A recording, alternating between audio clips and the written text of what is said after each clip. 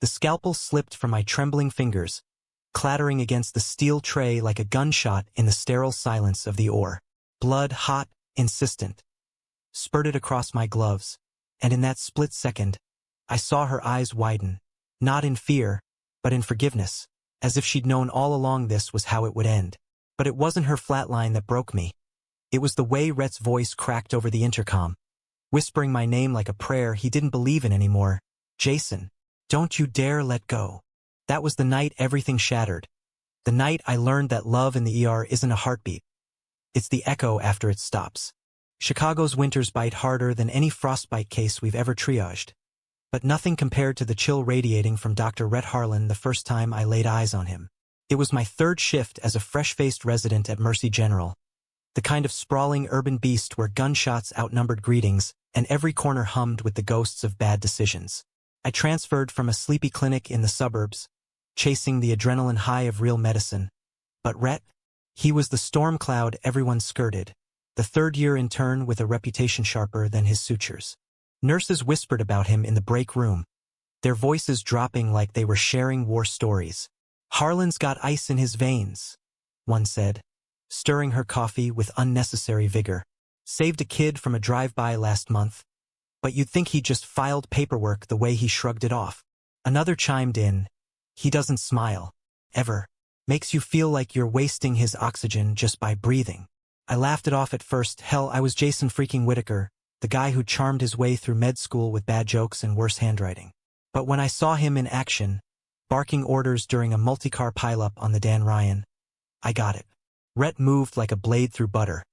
Precise, unyielding, his dark hair falling just so over those piercing blue eyes that scanned charts like they held state secrets. Our paths crossed properly on a Tuesday night that blurred into Wednesday dawn. The ER was a zoo. Flu season had collided with a Black Friday stampede at the Magnificent Mile, leaving us with sprained ankles, shattered elbows, and one guy who'd swallowed a turkey bone whole. I was elbow-deep in a laceration repair when the doors banged open, admitting a construction worker pinned under rebar from a scaffold collapse. Chaos erupted. Interns scrambling, attendings yelling, monitors screeching like banshees. Whitaker, get me Oneg and a trauma surgeon, stat. Rhett's voice cut through it all, low and commanding, as he knelt beside the patient, his gloved hands steadying the man's gurgling breaths. I froze for a beat. Oneg? We were low after the last mass casualty, then bolted, slamming into the blood bank fridge like a man possessed. By the time I wheeled back, Rhett had the guy's chest cracked open on the fly, his face a mask of concentration, sweat beading on his forehead but never dripping. He didn't look up as I hooked the line, just muttered, "Good. Hold pressure here." We worked in sync after that, a rhythm born of necessity rather than familiarity. His instructions were clipped, efficient. No chit-chat, no thanks, man. But as the patient's vitals stabilized and the team exhaled collectively, I caught him glancing my way. Not a smile, not even a nod, but something flickered in those eyes. Curiosity, maybe? Or just the exhaustion we all wore like a second skin. Shift ended at 7 a.m., the city awakening to gray slush and honking cabs. I slumped into the locker room, peeling off my scrubs, when Rhett brushed past, his shoulder clipping mine. "Hey," I said, casual as I could manage. "Nice save in there. You ever think about slowing down? Give the rest of us a chance to shine." He paused, locker half open, his broad frame silhouetted against the harsh fluorescence. For a second, I thought he'd ignore me. Hell, he probably would. But then his lips twitched. Not a full smile, but the ghost of one, softening the hard set of his jaw. "Shine? In this place. You'd burn out before breakfast." His voice was gravelly, laced with that Midwestern drawl that made breakfast sound like a dare. I grinned, heart doing a weird flip. Challenge accepted. Coffee's on me next shift, if you can handle a little small talk without melting. He didn't reply, just shut his locker with a click that echoed like finality. But as he walked out, I swear I saw it again. That almost smile, the first crack in the armor. Word count so far, 650. This is file 1 setup, continuing seamlessly. Over the next few weeks, Mercy became my battlefield, and Rhett my reluctant ally. We'd tag team cases like a well-oiled machine. Me cracking wise to keep the tension at bay, him delivering the kills with surgical precision. The staff started calling us the dynamic duo, half joking, because where I brought the heart, reassuring scared parents, holding hands through the worst. Rhett brought the steel, the unflinching decisions that saved lives when hope was a luxury. But off the floor he was a vault. Lunch invites? Politely declined. After-hours beers at the dive bar across from the hospital? Paperwork. Even when I caught him sketching in the empty on-call room. Rough lines of cityscapes, the skyline jagged against stormy skies. He'd snap the notebook shut like I'd caught him naked. One blizzard night, though, the walls started to crumble. The ER overflowed with hypothermia cases from the Loop's homeless shelters, bodies piling up faster than we could warm them. I'd been on for 36 hours straight, caffeine my only friend, when a kid, no older than 12, rolled in, frostbitten and feverish, his mom trailing behind in threadbare coat, eyes hollow with the kind of defeat that sticks to your soul. Rhett took lead, as always, but this one hit different. The boy's name was Tommy, a runaway from Gary, Indiana, chasing dreams of Chicago lights that turned out to be just more shadows. As we thawed him 4x4, Tommy's delirium spilled stories. Beatings from a stepdad who called him wrong for liking boys. Nights on frozen benches because home was worse than the cold. I glanced at Rhett, expecting the usual stoicism, but his hands faltered on the line, just a fraction. "Stay with us, kid," he murmured, voice barely above the hum of the warmer. When Tommy seized, foaming and thrashing, Rhett pinned him down. Not with force, but with a gentleness I'd never seen, whispering, "You're safe now. No one's gonna hurt you here." We stabilized him by dawn. Mom curled in a chair, clutching a styrofoam coffee like it was salvation. As the team dispersed, I found Rhett in the supply closet, restocking gauze with mechanical precision, but his eyes were distant, haunted. "Rough one," I said, leaning against the doorframe. Snow howled outside, blanketing the city in white silence. He didn't look up. "They're all rough. You get used to it." "Bullshit." I stepped closer, the air thick with antiseptic and unspoken weight. "That wasn't routine. You knew that kid's story before he even spoke it." Rhett's shoulders tensed, fists clenching around a roll of tape. "Doesn't matter what I know. What matters is the fix." But his voice cracked, and when he finally met my gaze, those blue eyes were storms, raw, unguarded. I didn't push. Instead, I handed him a protein bar from my pocket. "Eat. World's ending out there anyway." He took it, fingers brushing mine, and there it was. The smile. Real this time, tentative, lighting his face like the first crack of sun after endless gray. It transformed him, from the feared Ice King to a man carrying the weight of too many winters. "Thanks, Jason, for seeing it." My chest tightened, a warmth spreading that had nothing to do with the heater. "Anytime. Now spill. What's a guy like you doing sketching skylines instead of dating them?" He chuckled, low and surprised, the sound rumbling like distant thunder. "Not my type. Too unpredictable." We talked then, really talked, about the ER's grind, the way Chicago chewed you up and spat you out pretty. He was from a small town upstate, a place where football was religion and anything else was sin. Med school had been his escape, but the scars lingered. By the time shift ended, the snow had stopped, and so had his walls, at least for a moment. That smile haunted me all week, pulling me back shift after shift. We'd steal moments. A shared glance over a chart, my knee bumping his under the nurse's station desk. It was innocent, electric, the brush of fingers during handoffs, the way his laugh, rare as it was, made the fluorescent lights feel warmer. I started dreaming of him. Not the cold intern, but Rhett unarmored, sketching me into his cityscapes. But mercy wasn't built for softness. Conflicts brewed like bad coffee. Overworked staff clashing, egos bruising under the pressure. And then there was Dr. Ellis, the attending with a god complex and eyes that lingered too long on the pretty residents. He rode Rhett hard, nitpicking every call, but saved his sly digs for me. "Whitaker, charm won't suture a subclavian." Rhett defended me once, sharply. "He's solid, Ellis. Back off." And the room went still, the undercurrent of something more humming like exposed wire. One Friday, after a 24-hour marathon ending in a Tino deed on fentanyl, we collapsed in the on-call room. The cot was narrow, but we didn't care. Exhaustion glued us shoulder to shoulder. "You ever think about getting out?" I asked, staring at the water-stained ceiling. "Somewhere the dead don't outnumber the living?" Rhett turned, his breath warm against my neck. "Used to. But then guys like you show up, making it bearable." His hand found mine in the dark, tentative, then sure. No words, just the press of palms. The shared pulse that said everything we'd been too scared to voice. That night we crossed the line. Not with fire, but with quiet truth. Lips meeting soft and searching, tasting of salt and stolen time. It was a promise, fragile as a first snow, but real. Rhett's walls didn't just crack. They melted, and in their place bloomed something tender, fierce. Love in the ER is a thief. It steals your sleep, your sanity, and if you're not careful, your secrets. Rhett and I navigated it like a minefield. Our touches hidden in glove changes. Our whispers masked as case reviews. But Chicago has a way of exposing what you bury, and ours was no exception. Winter thawed into a muddy spring, the city blooming with tulips along the lakefront and promise in the air.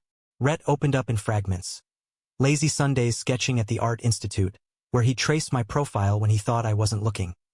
Midnight drives down Lake Shore, windows down, wind whipping stories from him about a brother lost to the same small-town bigotry that had chased him north. "He was like me," Rhett confessed one night, parked overlooking the dark water. "Liked the wrong things. Dad called it a phase until it wasn't. Now he's gone, overdosed, they said. But I know better." I held him then, his head heavy on my shoulder, the weight of unspoken grief pressing us closer. "You're not alone in this," I murmured, fingers threading through his hair. "Not anymore." His response was a kiss that tasted of rain and redemption, deep and anchoring, pulling us from the edge. At work, we were pros, professionals by day, lovers by stolen hour. I'd leave notes in his locker. "Your smile's my favorite diagnosis." And he'd retaliate with sketches of me as a superhero, cape made of scrubs. The staff suspected nothing. To them, we were just two guys who clicked. But Ellis? He watched, his smiles oily, like he smelled blood. The conflict simmered until May, when the annual Mercy Gala hit. A black-tie fundraiser in the hospital's glittering atrium. All champagne flutes and forced schmoozing with donors. Rhett hated these things, called them circus acts for the rich. But attendance was mandatory. I convinced him with a promise of dancing under the stars. Okay. String lights, and a tie that matched his eyes. We arrived separately, me in a rented tux that pinched at the shoulders, him looking like he'd stepped off a runway, tall, lean, that dark hair tamed just enough to tempt. Our eyes met across the room, and damn if my heart didn't stutter. He mouthed later, and I nodded, circulating with small talk while stealing glances. That's when Ellis cornered me by the bar, bourbon breath heavy. "Whitaker, you're fitting in nicely. Harlan's taken a shine to you." Unusual for him. His tone slithered, eyes flicking to where Rhett stood, rigid, chatting with a board member. "Just good teamwork, Doc," I said, forcing a grin. But Ellis leaned in, voice dropping. "Teamwork, right? Careful, kid. Some partnerships don't survive the light of day." Chills slithered down my spine, but I brushed it off. Paranoia, I told myself. Until later, when Rhett and I slipped away to the rooftop garden. The city sprawl twinkling below like a million fireflies.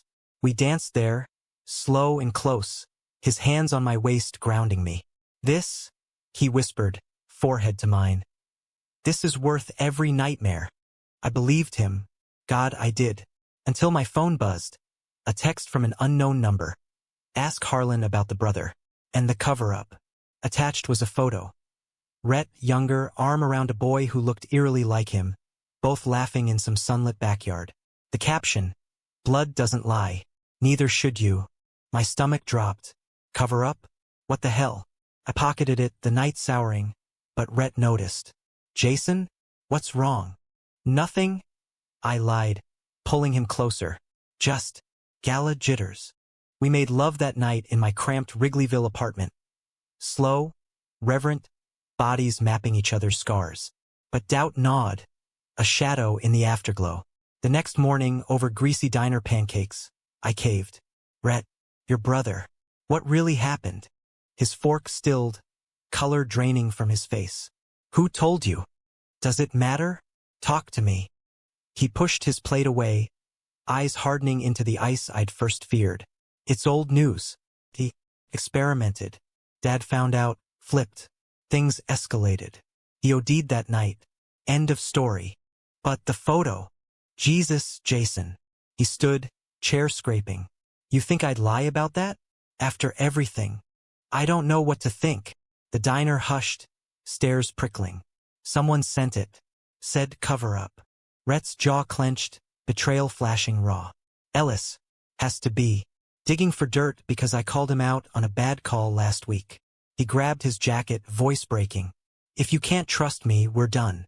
He stormed out, leaving me with cold eggs and a heart in freefall. I chased him into the rain-slick streets, but he vanished into the L train's roar. The fallout hit like a code blue. Shifts became minefields. Rhett avoiding my eyes, his orders clipped to the bone.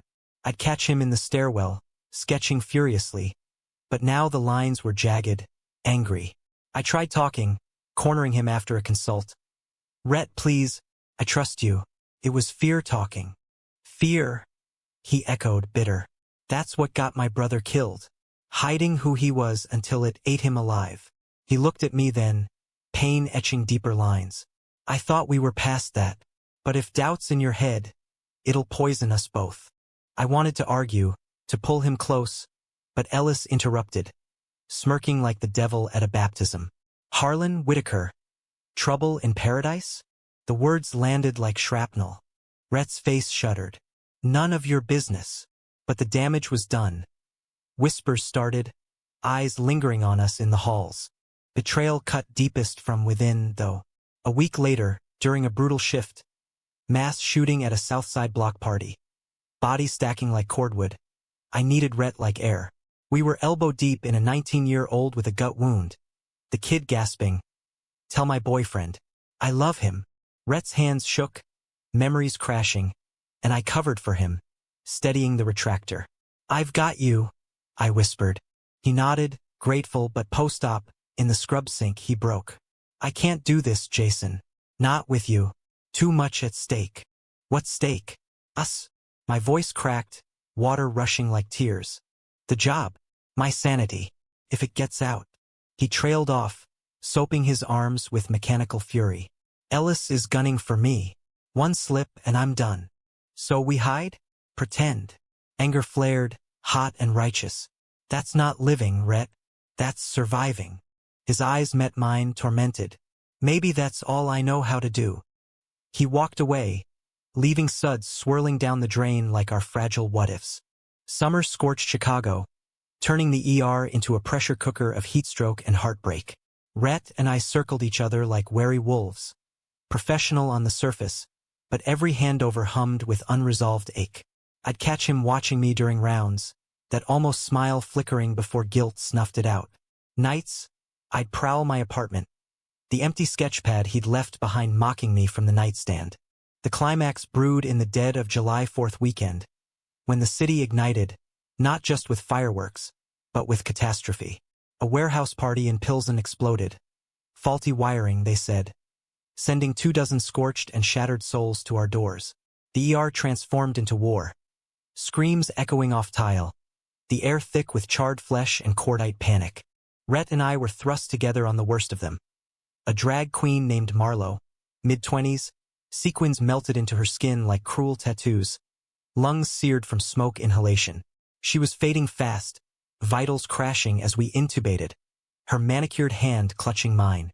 Promise, tell my loves. We were real, she rasped, eyes rimmed in smudged coal, pleading. We've got you, I lied, throat tight, while Rhett worked the vent, his face a mask cracking at the edges. Ellis hovered, barking overrides. Harlan. She's a lost cause. Divert resources. Like hell, Rhett snapped, voice thunder. She's fighting. We fight with her. The room blurred into frenzy. Defib paddles charging, nurses swarming, my world narrowing to Marlo's pulse. But in the chaos, Ellis leaned close, hissing over the din. "This is what comes of distractions, boys. I know about your little secret. One word to the chief and Harlan's out, along with his precious Whitaker." Betrayal hit like defibrillation. He'd been the leak, the poison, twisting our vulnerability into ammunition. Rage boiled, but there was no time.